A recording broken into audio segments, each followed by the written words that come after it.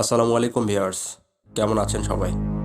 আজ আমি আপনাদের সামনে একটা নতুন ভিডিও নিয়ে হাজির হয়েছি, যেটা দেখার পর বাংলাদেশ সম্পর্কে আপনার ধারণাই পাল্টে যাবে। তো স্বাগতম আপনাদের দুর্জয় বাংলার আরেকটি নতুন ভিডিওতে। তার আগে বলতে চাই, আপনি যদি পেজে নতুন হয়ে থাকেন তাহলে ফলো বাটনে ক্লিক করে আমাদের সাথেই থাকুন।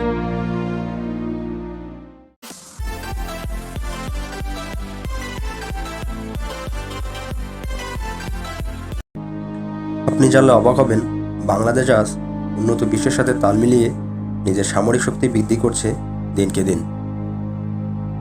BD-08 বাংলাদেশ সশস্ত্র বাহিনীর প্রধান অ্যাসল্ট রাইফেল।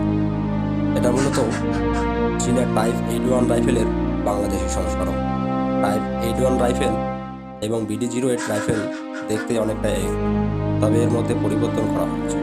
যেমন এতে ফিক্সড গ্যাস অপারেটর ব্যবহার করা বদলে ফ্লোটিং গ্যাস অপারেটর ব্যবহার করা হয়েছে, যা ঝাঁকি কমাতে সাহায্য করে।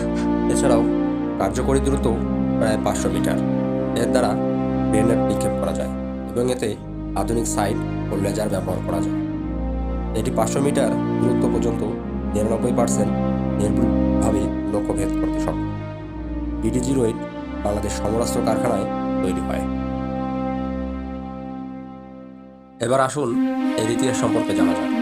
1981 সাল নাগাদ পিপলস লিবারেশন আর্মি PLA কর্তৃক চীনে টাইপ 81 অ্যাসাল্ট রাইফেল সার্ভিস চালু করা হয়, কিন্তু 1980 সালের শেষের দিকে তা ব্যাপকভাবে ছড়িয়ে পড়েনি।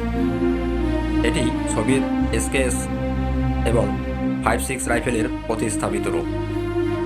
1980 সালের মাঝামাঝি সময়ে চীন ও ভিয়েতনাম সীমান্ত বিরোধের সময়ে এটি প্রথম যুদ্ধের ব্যবহারে আসে।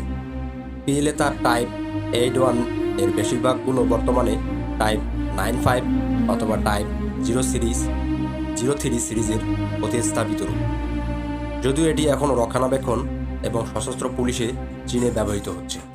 পরবর্তীতে বাংলাদেশ সেনাবাহিনীর অন্তর্গত বাংলাদেশ সমরাস্ত্র কারখানায় এর নকশার সংস্করণ ও পরিমার্জনার মাধ্যমে 2008 সাল নাগাদ BD-08 এর উৎপাদন শুরু হয়। BD-08 হালকা মেশিনগান রূপে সংস্করণকৃত। এর ওজন 3.4 কেজি, দৈর্ঘ্য 955 মিলিমিটার, ব্যারেলের দৈর্ঘ্য 445 মিলিমিটার, কার্টিজ 7.62 × 39 মিলিমিটার।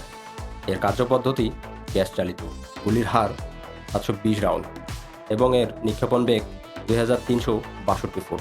তো প্রিয় দর্শক, শুরু থেকে শেষ পর্যন্ত চেষ্টা করেছি BD-08 এর সঠিক তথ্য ও ভিডিও উপস্থাপন করার। কোথাও কোনো তথ্যগত ভুল ও আপনার মতামত থেকে থাকলে কমেন্ট করে জানান।